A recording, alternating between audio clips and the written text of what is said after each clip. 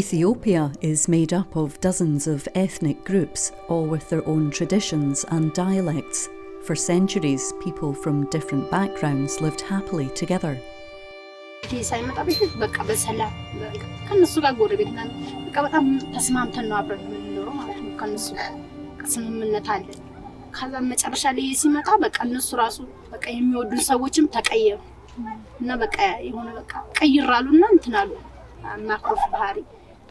ወገልጅነት ለዩብን ከዛን ያው በቃ ልጆቻቸው ሁሉ ለዛ አቅም ያላቸው ወጣቶች ምናምን በቃ ከነሱ ጋር ይሆኑ አብሮ በቃ የኛን ሰው ማጥፋት መዝረፍ ሆነ እንትን ስራቸው ማለት ነው። የመጣሁት ከዳን ነው ወረዳ ነው ዞኑ አምቦ ይባላል። Persecuted for generations by successive regimes, the Amhara people, a large ethnic group making up around 30% of the population, are the subject of genocidal violence by Oromo extremists.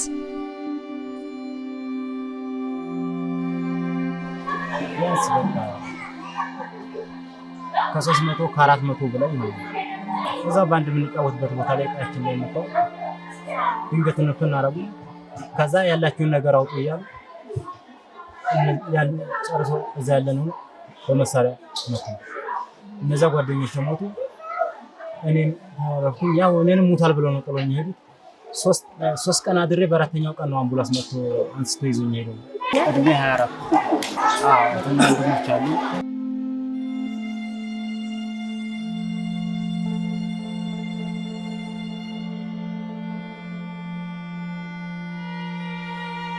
እኔ የመጣሁት ቀደም ሲል የምኖርበት ምዕራብ ኦሮሚያ ዳን ወረዳ ነው።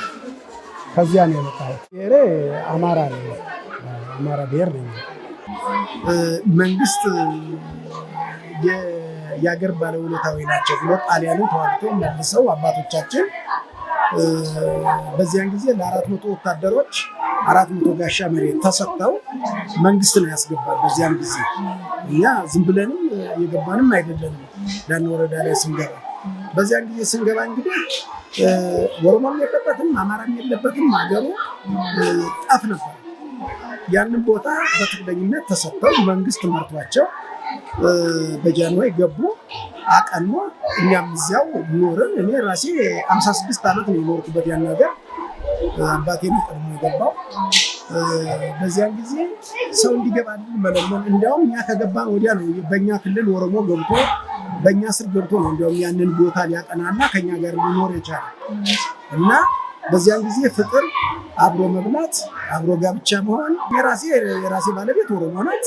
7 ልጆች ወልዳ አሁን ለምሳሌ ሁለቱ የመንግስት ሰራተኛ ናቸው። ሌሎቹ በተለያየ እንትን እንጂ አንድ ሆነን ነው እንጂ እኛ የምናውቀው ቅራኔ በመካከላችን እኔ የማውቀው ነገር አንድም ነገር የለም። ግን እነሱ ምን ስትራቴጂ ይዘው አማራን የጠሉበት ነገር ችግራቸው ምን እንደሆነ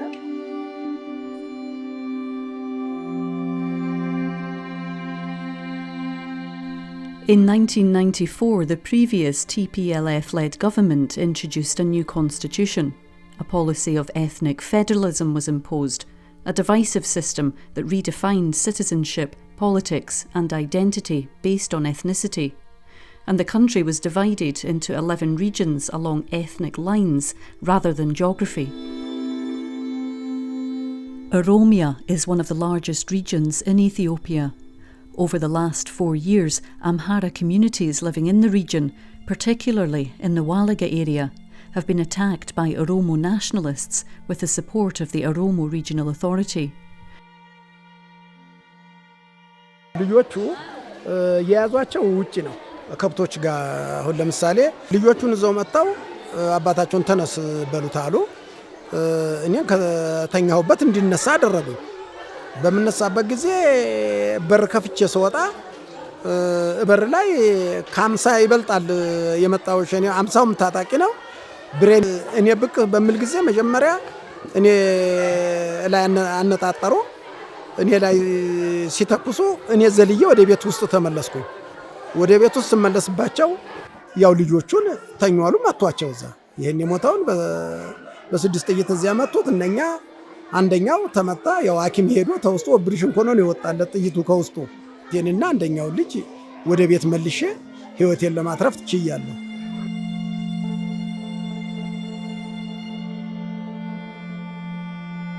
እንደዛ ሲደረግ አንድ ጊዜ መተውኛ ጋር በቃ ቤተሰቦቻችን አረዱ። እናታችን፣ አባቴን፣ ባለቤቴን ከዛኛ የተረፍነው ያው እነዚህ ልጆች ይዤ ያው ሰው ሲወጣ አብሬ ተከትሌና አብረን መጣን። ያው ስታውን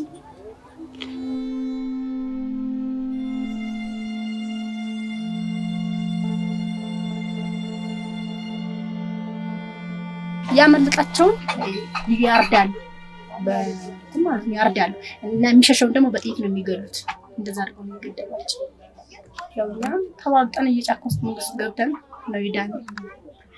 የዛን ሰዓት ደግሞ ሰው ራሱ ከባድ ስቃይ ነው። ቤት ራሱ አናደር ውጭ ላይ በባትሪ እየፈለጉ ነው በረማለ።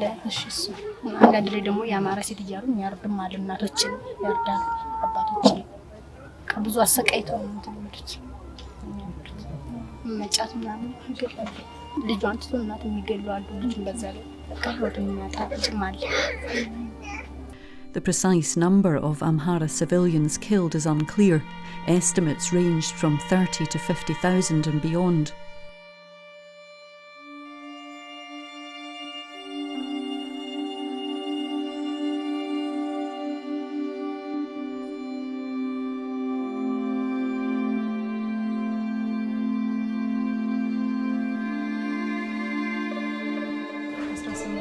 ከባኩ ከወለጋ ያማራዎች ነን ይወጣል። የሚገሉንም ወደ ኋላ መተውም የሚያቃጥሉንም አማራን እንጂ እነሱ አብሮ ከጎን ናቸው። አማሮችን ብቻ ነው።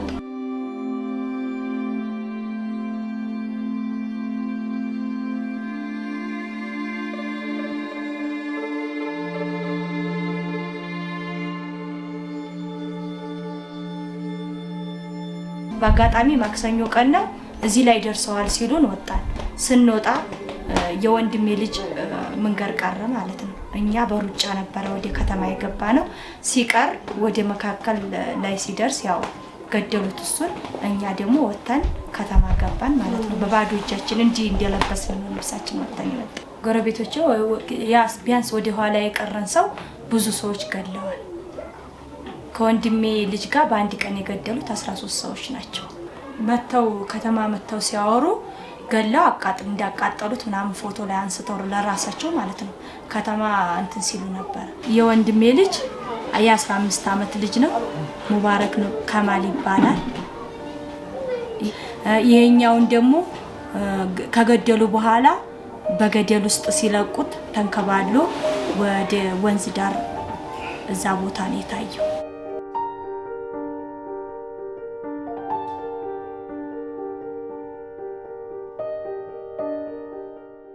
Over 2 million people have been displaced. Families have been torn apart, homes and lands stolen, lives shattered.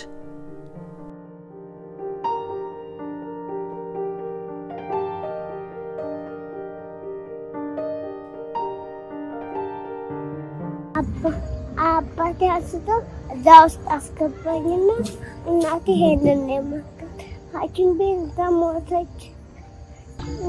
በጥይት ነው በጥይት እነሱ ሄዱና አባቴ እዛ ውስጥ መሐመድና ሆስፒታል ወሰደኝና እናቴን ሞቷት። እዛ ሄደን እዛ እየታከምኩ እዛ እናቴ ሞተኝና የመጣሁ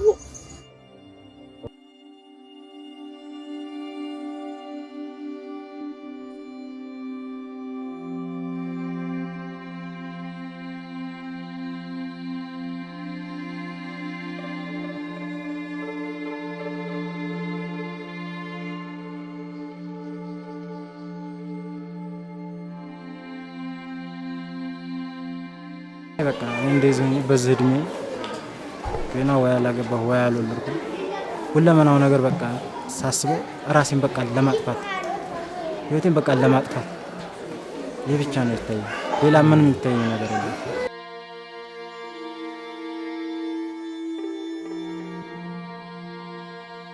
2013 ነው እኛ ጋር የደረሱት እኔ ላይ ራሱ የችግር የደረሰው 2013 ነው ነሐሴ 23 ቀን ነው እኔ ጋር ጦርነት አንስተው ከሀገር ሊዋጡኝ ወይም ደግሞ አካባቢውን ሊነቅሉት የቻሉት በዛን ጊዜ ነው ይሄ 2 ዓመት ሊሞላን ነው ማለት ነው ግን እነሱ ኃይላቸውን አጠናክረው በአንድ ጊዜ ገቡብን ወረዳውን በአንድ ጊዜ ነው በቃ እዚህ ተፈናቅለን እንድንመጣ ይኸው እዚህ እንድንሰፍርም ለዚህ ሁሉ ችግር እንድንዳደረግ ያደረጉን በዚህ ምክንያት ነው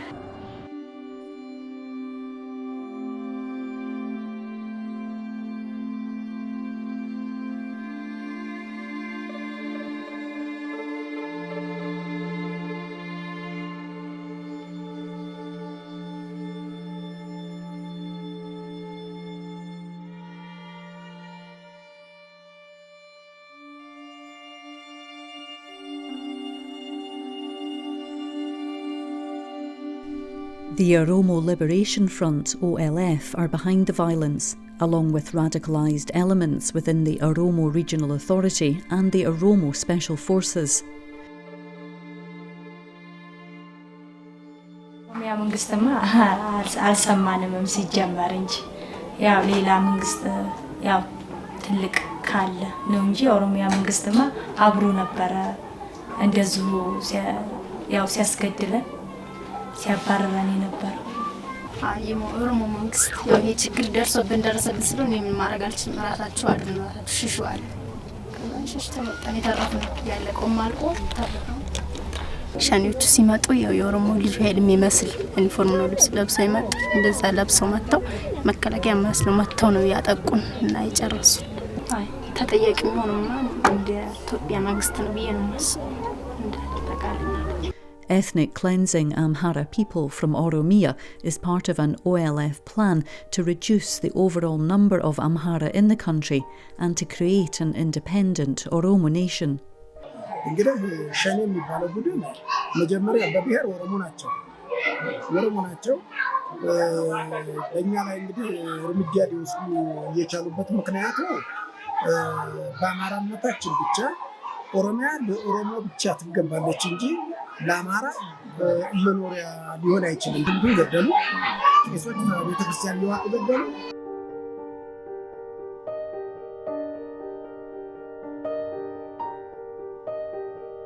የመጀመሪያ ስለተመታው አላየሁም ግን በቃ የተረፉት እንደዛ ሳወረኝና ካንተ ባሱን ማለት ጥራሹንም ሯቸውን ያጣሉ በካራ ምናምን እያረዱ የቀደዱ ሆዳቸውን ህፃናቶችን እያወጡ አስፋልት ላይ ይጣሏቸው እነሱም በሳት እያቃጠሉ እስከነሯቸው ቤት ውስጥ እየዘጉ በሳት እያቃጠሉ እንደዛ እያደረጉ ምናምን ብሎ ጓደኞች የተረፉት ናቸው ነበር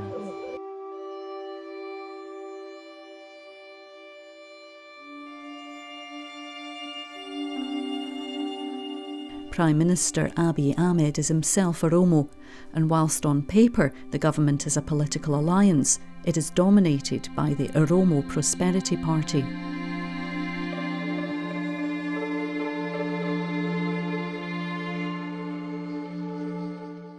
Every region in Ethiopia has a paramilitary force.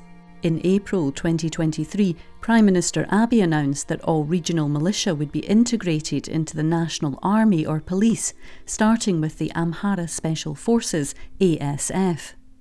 Huge protests erupted in cities throughout the Amhara region denouncing the plans. Abiy responded with force, sending in the National Defence Force, the ENDF. Wholesale arrests followed. Internet access was blocked, electricity supplies cut, banks closed. Journalists, protesters, political activists and Amhara members of parliament have all been imprisoned.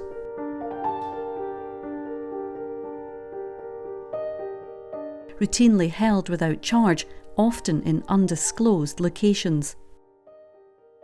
Intense fighting exploded in key Amhara cities between the ENDF and Fano, a volunteer force made up of men and women from within the Amhara community, together with former members of the Amhara Special Forces. Hundreds of Amhara civilians have been killed by the ENDF, who are using drones and tanks. Unlawful arrests have expanded into mass incarcerations and extrajudicial killings. Amhara men and boys living in and around the capital Addis Ababa are being rounded up by security forces and herded into industrial detention centres.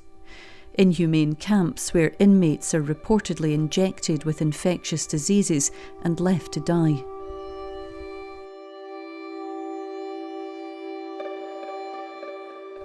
Echoes of historical genocides are clear and deeply disturbing, and yet Western powers, specifically the US, UK and EU, remain silent. ያው ምናልባት ከተስማሙበት እዛ ያው የሚመለከተው አካል እዛ ያሉትን ከመንግስት አካል ጀምሮ ሰላም ያኒ ካስታረቃቸው ምናምን ነገር ሰላም ይሆናል ብዬ አስባለሁ። ምን ቢደረግ ጥሩ ነው ታስቢያለሽ? ያው ብቻ እኔ ግን ጥሩ ምን ቢደረግ የሚለውን እኔ እንጃ ለኔ ራሱ ከብዳል። ማለት ምን ተደርጎ እንደሚመለስ አንድ ላይ ግን እንደኔ አሁን ምሳሌ እኛ ወንድሞቻችን ሞቶ ከነሱ ጋር እንዴት እንደሚኖር አይመስለኝም። የሚኖር ራሱ አይመስለኝም ሳስብ። እኔ ነኝ ይቅርታ የምሰጠው አይመስለኝም። እኔ እንጃ እኔ እንደኔ ግን መቼም ቢሆን ይቅር እምላቸው አይመስለኝም። አንቺ ከጎንሽ ያሉትን ወንድሞችሽን ስንት መታቂያቸውን ባጣሽበት እንዴት ነው አንቺ በቃ ካንጀትሽ ይቅር ብለሽ የምታያቸው? አይመስለኝም። እንደኔ ይቅር አላቸው። በዚያ ጊዜ በችግሩ ላይ ለለቱ መንግስት ልኳቸው የኦሮሚያ ልዩ ኃይል ነበረ የደረሰው እንደ ወረዳው ማለት ነው። በዚያ ክልል ደርሶ ግን ምንም የፈጠረው ነገር የለም። እንዲያም ሸኔዎቹን ያደራጀው ምንም ለኛ የሰራልን ነገር የለም። ምክንያቱም አማራ በዚያ በኩል እየተገደለ ሲሄድ ምናምን ሲባል አንዳንድ አማሮች በሚያገኙ ጊዜ ያንን ተጠናከሩበት ቦታ ለመንቀል ማለት ነው በከባድ በድሽቃ ሳይቀር በአማራ ላይ ተኩስ ከፍተዋል። ራሱ ልዩ ኃይል የኦሮሚያ ልዩ ኃይል። ስለዚህ በእነሱ ስር የተደራጁ እስከመሆኑ ድረስ ተጠያቂ አድርገዋል ብዬ ያመንኩበትም አንዱ ይሄ ነው። ምክንያቱም ልዩ ኃይሉ በዚያን ጊዜ በሸኔው ላይ እርምጃ ቢወስድ ኖሮ እኛን ቢያግዝ ኖሮ እኛ ከሀገር እንዳንወጣ እርዳታ ቢያደርግ ኖሮ ይሄ ሁሉም ችግርም አይደርስብንም። ከሀገር ተሰደንም ዛሬ ለችግር ህፃናቱ ለችጋር አመደካማው ታርዞ ተጠምቶ ተርቦ እንዲህ በየጎዳናው አይወድቅም ነበረ። ስለዚህ ራሱ የኦሮሚያ ክልል ልዩ ኃይል ማለት የነሱ ተባባሪ ሆነ እንጂ ለኛ የፈጠረልን ነገር የለም በዚያን ጊዜ። Throughout the world, tribal nationalism has infiltrated mainstream politics and poisoned societies. In Ethiopia, this fear-based ideology is fueling ethnic cleansing and conditioning government action. Far from protecting the Amhara community, arresting those responsible and dismantling the terror groups, the Abiy regime is complicit in the crime of genocide against the Amhara people in Oromia.